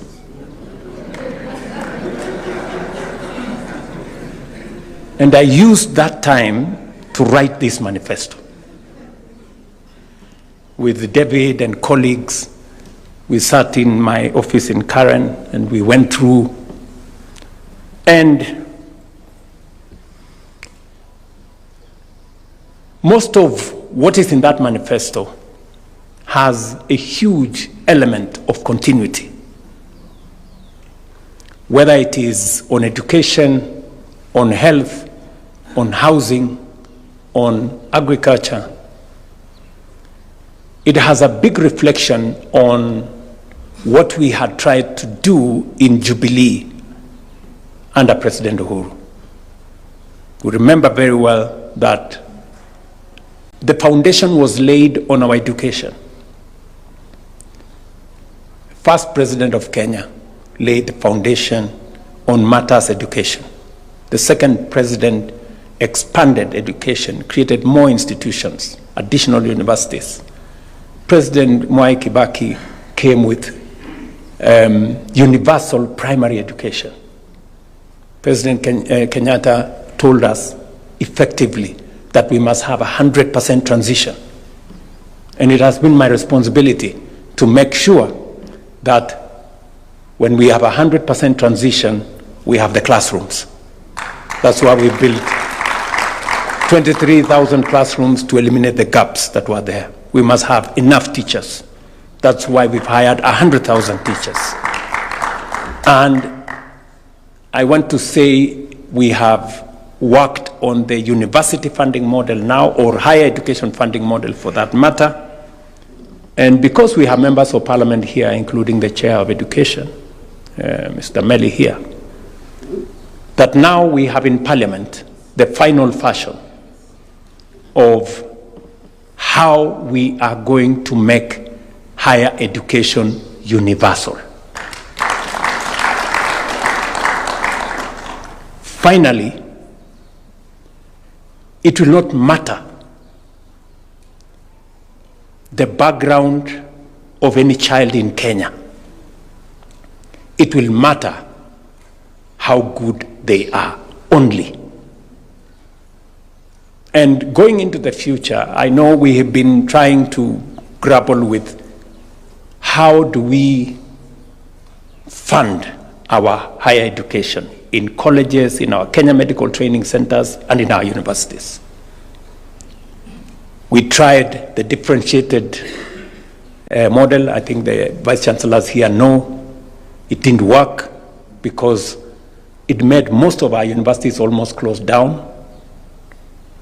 Because while we promised 80% funding, we went down to 40%, and most universities suffered. We have worked on what we thought was equity, where we said parents will contribute a small portion, we will give a portion of loan, we will give a portion of scholarship. That creates equity, but it's not good enough.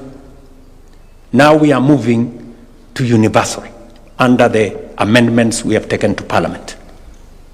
So going forward, any university, any student, so long as they have passed their exam and they have been placed in a college or a university, each one of them will get full funding for their higher education. It will be the choice of parents if they want to pay. But if parents don't want to pay, we now have a model that will pay for every child. And we are doing it because we want to be deliberate. Countries that are ahead of us, that we were together, had high quality education. Education was a central pillar. My team tells me that education makes us equal and has no equal. Do you remember that phrase somewhere? That is where we are taking this. And I want to implore on Parliament to expedite the amendments to the Higher Education Laws Board so that beginning September, we can make sure that any child, because we have incidences, for example, where a child from an underprivileged family who qualifies to do medicine fails to do medicine because their parents cannot afford to pay the household contribution and have to change to go and do a different course. We want to stop that. We want to make sure that if a child qualifies to do engineering or medicine, funding does not deter them from achieving their goal. That the government of Kenya must be able to support every child. And on and on. As government, we shall now study this proposal carefully. We shall engage with its recommendations, consult widely, reflect on the ideas this proposal advances. And once that process has been concluded, I will communicate the way forward as we shape Kenya's next long-term national vision.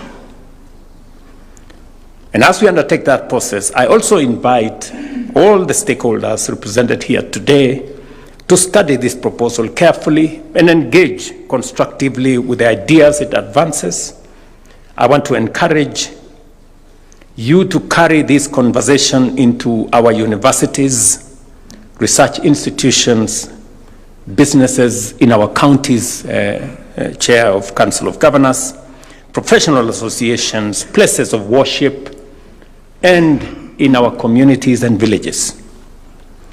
The next chapter of Kenya's development cannot be written by government. It must be shaped by the collective wisdom, experience, and participation of the Kenyan people. Today's ceremony, therefore, does not mark the end, but the beginning of a process. Let us approach this task with confidence, humility, and a shared purpose, determined to leave to the future generations not merely a stable economy, but a stronger nation.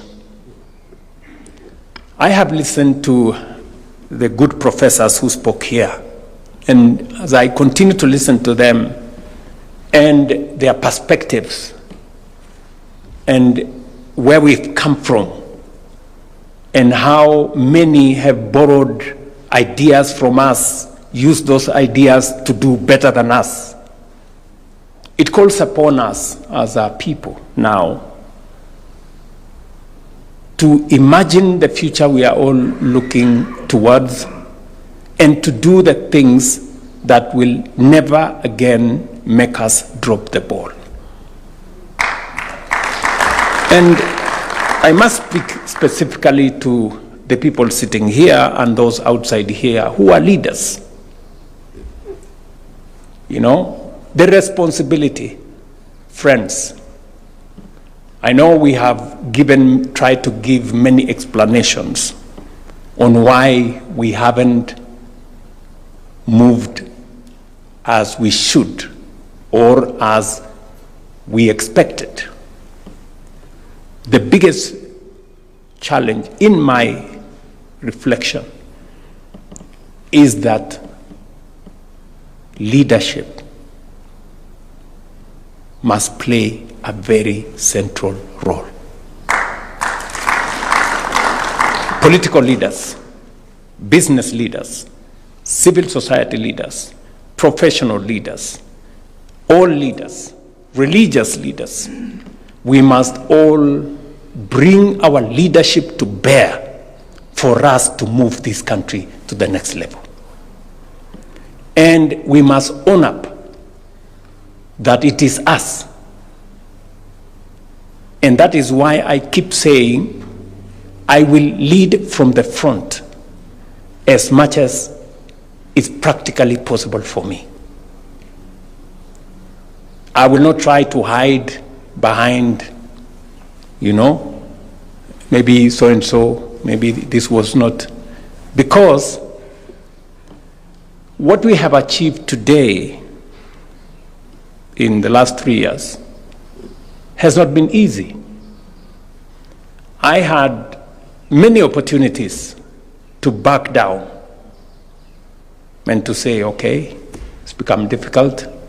The courts have decided, the people have said something different, some groups have pushed back. But you see, together we have moved. And I want to appreciate that Parliament has made a huge contribution. The courts have assisted us to create a better future. I remember on housing, for example, the court suggested to us that please go and do a proper law. And we went and did a proper law. So they have made a contribution towards where we are going. The people gave their views, and everybody has come together. And that is why we are implementing that process. So it takes leadership from across sectors for us to be able to move forward. You have said, Professor Kanyinga, that, we were better than China in 1981, 82, 83. I mean, that is so recent. Every one of us here was born by then, right? Just imagine that. That China was just a, country poorer than us. How many years ago? 30 years ago. Look at where they are. So when we say that this great country of ours can become a first world country in our generation, it is doable. Play your part, as Anyang Nyong'o told us. It is doable, play your part. Everybody must play their part. And we must believe in ourselves. We must believe. The challenge, that I come across with many people in leadership positions is that they have given up. They are just there, telling us how impossible things are, how others have tried and failed, how this has been tried and failed. So what the hell are you doing if you have no energy to move things to the next level? Please exit. Get out of the way. You're causing a jam.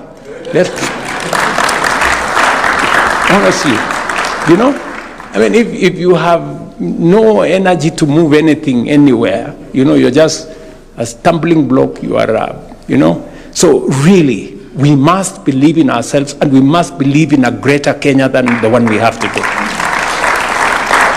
I am so persuaded about a first world country that is Kenya, that we must do everything and anything to get ourselves going.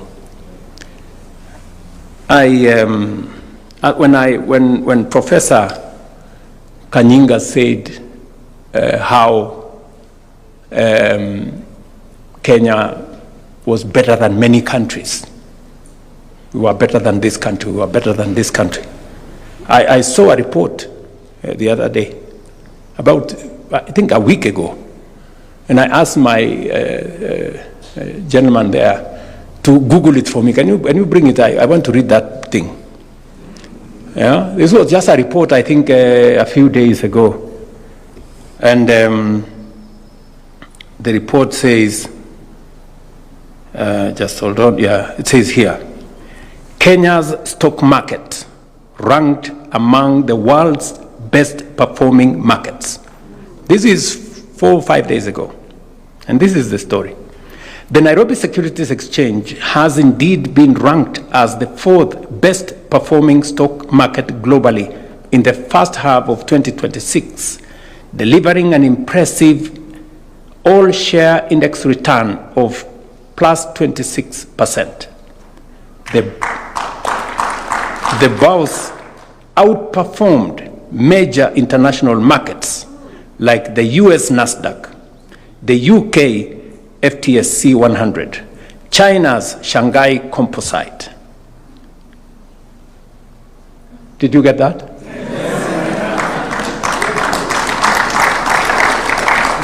Yeah? This is not my report. You can go and Google it. Right? We outperformed the US Nasdaq, the UK's FTSE, the China's. This is not many years ago, Professor Kanyinga. This is last week. So we were doing well then. We have begun to do well again. Maybe I should read a bit of it.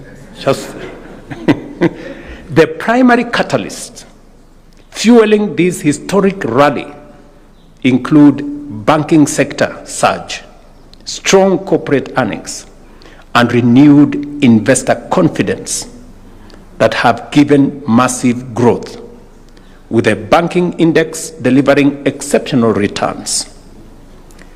Top performing stocks, companies like Car and General, Kenya Airways, I&M Bank, posted staggering gains for investors shifting to equity. Lower yields on government bonds, you know what that means,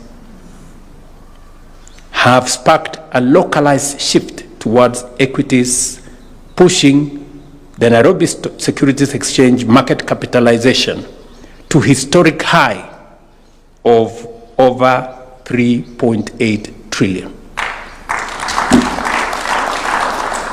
That is Kenya. So if any one of you had any doubt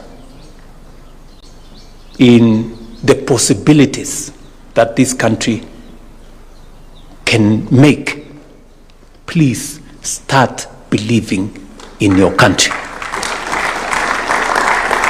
Start believing in your country. And as we engage in this process, because it's going to be a robust process, it's not going to end in weeks or months, maybe it'll take us a year or so, we must have a robust conversation as a country on what the future of Kenya is. This is not about the next election, this is about the future of Kenya. Yeah, the future of Kenya. The next election will come and go, but we must focus, because whoever wins or loses the next election will be here. Nobody's going to leave the country. So we're going to be here, and the future of Kenya will matter to everybody, those who win and those who lose. Yeah? And so it is very important that we think about the future of our country. And finally, as we focus about that future, I have said we must believe in ourselves, we must believe in our country, and we must be patriotic. And as been said here, integrity must be the benchmark of our engagements. We must be honest, brutally honest with ourselves. I will give you an example.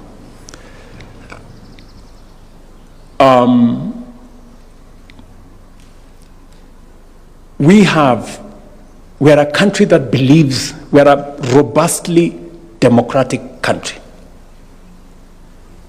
When I went to the G7, among the issues that was in conversation was artificial intelligence and how it's going to power the future, and how social media is going to, it continues to affect society positively and negatively.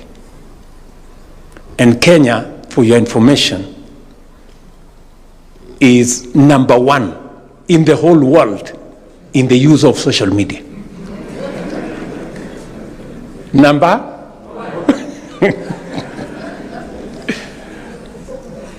It is said that every Kenyan, or on average, Kenyans spend 4 hours and a few minutes every day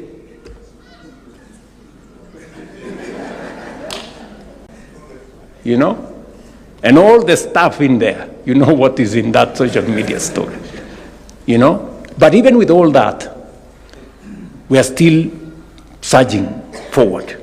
We're still moving forward.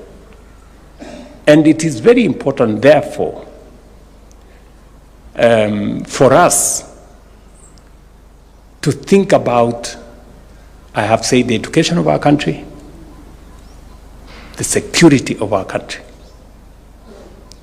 It is very important. You've had reflections by some people here who have told us about Khartoum. Khartoum was a beautiful city 3 years ago. Today it is rubble. And the world is moving on. The rest of the world is moving on. They have destroyed their country, but the rest of the world is moving on. People are trying to help, we're trying to do whatever we can do. So, we must secure our country. I have been following the debate, you know. We had the demonstrations democratic, constitutional, legal. But we also have criminals and thugs and characters who destroy people's property, steal from people, burn down buildings. And you know, we are unable to make a decision.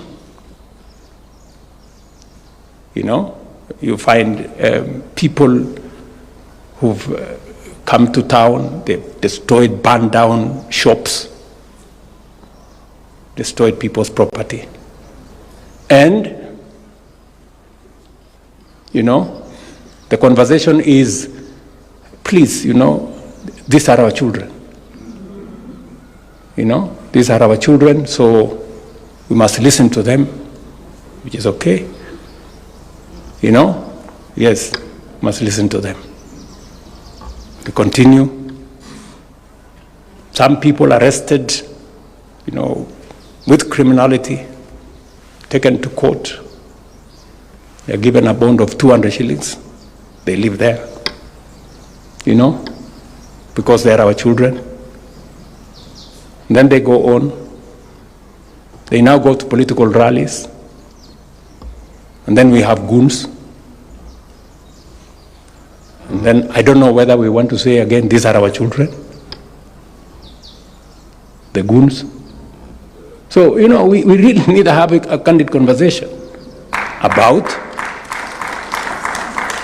criminality, the rule of law, security of our nation. It cannot be the case. There cannot be any defense for criminality. There cannot be any defense for breaking the law. I am very happy that the last time there was an attempt for criminality in town and we stopped it, you know, many Kenyans agreed that no, it's now time for us to say no to people who want to ban our property. And that is going to be the future. I am very, it's now clear that everybody, every sector of our society, the business leaders, religious leaders, political leaders, have all agreed that having lawlessness, goons and all these other characters, criminals, should be stopped. Now that we have a consensus, our security agencies must do their job. Within the law, they must do their job and they must stop criminality. You know, that is how we are going to secure Kenya's future. Even as we discuss this future of our nation in the context of what we are saying. So we will go through this report, and in a short while, I will then propose a way forward on how this report can now, you know, ignite a national conversation for all of us.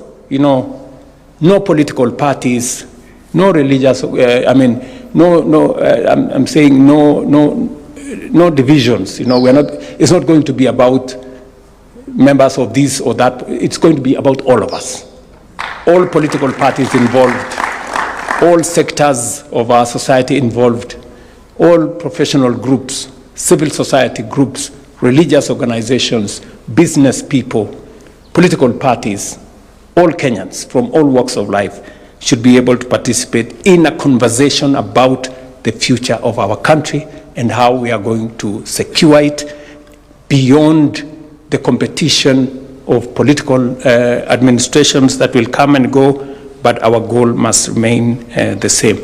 That is what other countries have done, and that is why they are way ahead of us. And so we must move together. Once again, I thank Professor Hino, Professor Anyang' Nyong'o, Professor Michael here, Professor Karuti Kanyinga, Peter Wanyande, and your team.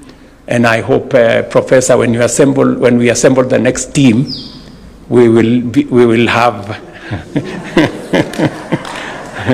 a more balanced, with young people on board, with women on board, with other professional groups on board, so that, and I'm sure that that will be the case as we go into the future.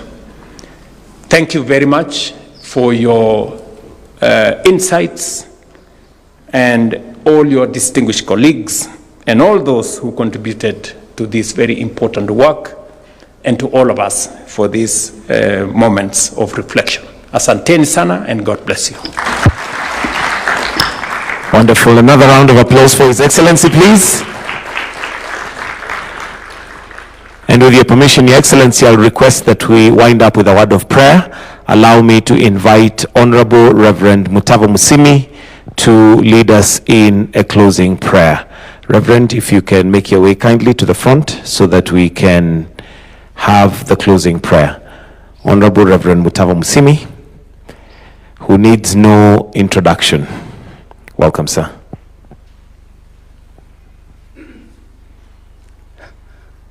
Your Excellency, thank you for inviting us. When I got the invitation, I'll be honest with you, I did not want to come. I did not want to come because I remembered when we began asking for a better Kenya 40 years ago. I was then a young pastor in a church you are familiar with.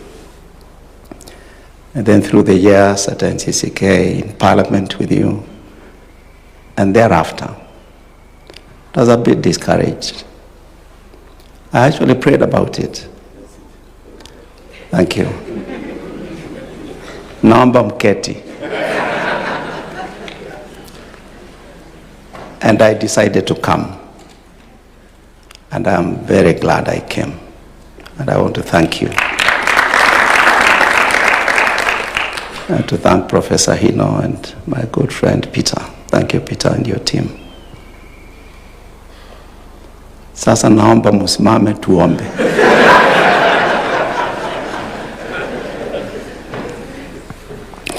Our loving Heavenly Father, who alone is immortal and dwells in unapproachable light,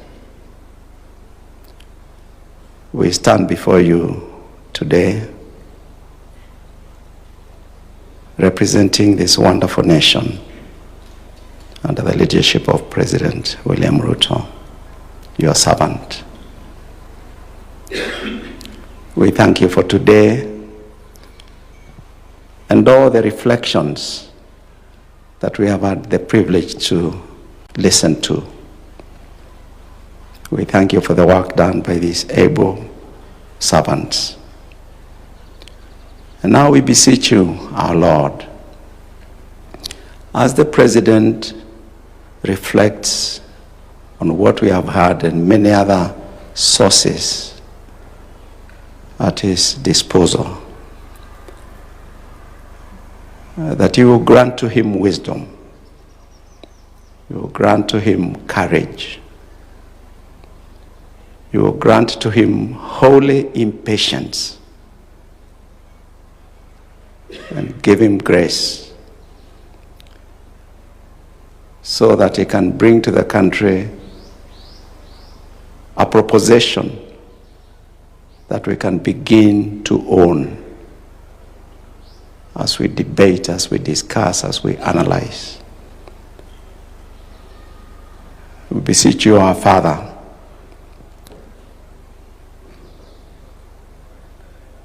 that we may move beyond the reflection, the dangers of the paralysis of analysis, to the joy of action and implementation and resolution.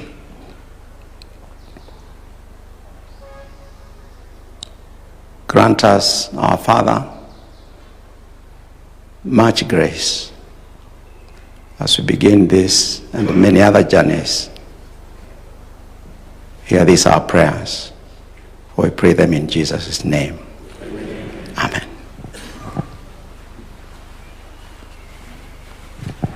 Thank you, Your Excellency. That brings us to the end of our session this morning.